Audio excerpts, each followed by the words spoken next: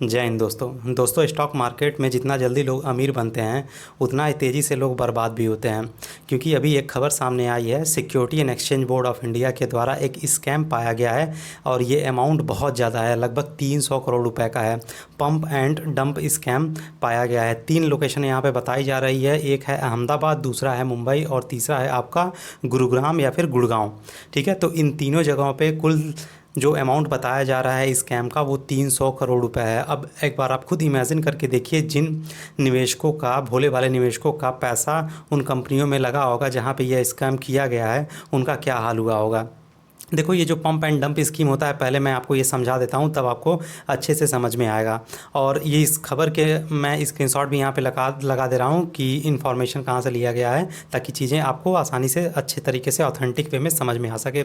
तो pump and dump scheme इस तरह काम करता है, मान लो कोई कंपनी है, ठीक है, तो उस कंपनी के जो शेयर प्राइस होते हैं उसको अचानक से बढ़ा दिया जाता है।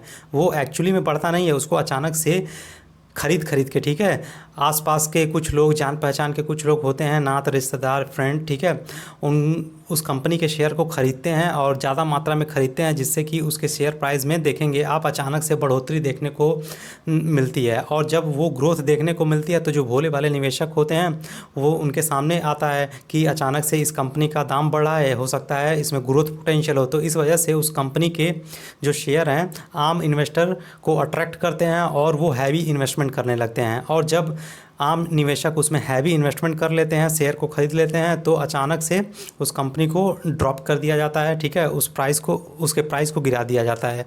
तो यहाँ पे जो सेल कंपनी थी उसका प्राइस बताया जा रहा है कि पहले 1 रुपया था और 1 साल के अंदर उस कंपनी का जो प्राइस है 1 रुपये से बढ़ाकर डंपिंग के थ्रू, पंपिंग एंड डंपिंग के थ्रू 40 रुपये तक ले जाया गया, मतलब एक रुपये से 40 रुपये तक 1 साल के अंदर।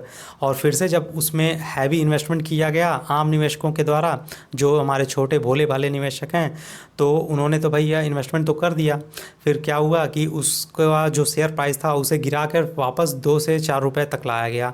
तो यही स्कैम हुआ है और टोटल अमाउंट जो सेबी के अधिकारियों के द्वारा इसमें पाया गया है वो 300 करोड़ रुपए का घोटाला बताया जा रहा है। लोकेशन यही है, अहमदाबाद, मुंबई और गुरुग्राम।